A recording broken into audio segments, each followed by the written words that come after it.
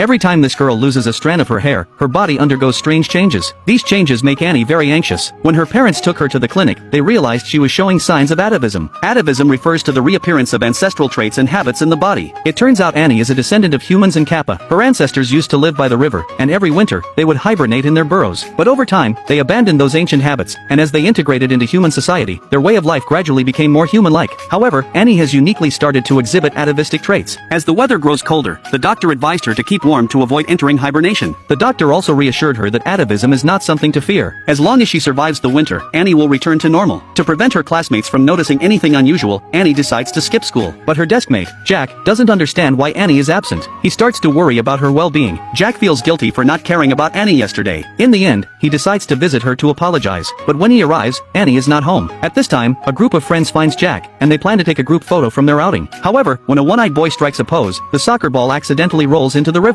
Despite everyone's protests, he insists on retrieving it. It turns out that during the winter, the river god falls into hibernation, and this is the most dangerous time for river disturbances. Jack believes he can reach the ball, but what he doesn't know is that a creature in the water has locked its gaze on him. Just as Annie, passing by, prepares to warn him of the danger, Jack is suddenly pulled into the river. The onlookers are confused by what just happened, but Annie knows the true identity of the creature. It is a loophole that appears only when the river god is asleep. Without hesitation, Annie throws herself into the water to find Jack. In the end, Jack is rescued, but Annie, exhausted, sinks to the bottom of the river.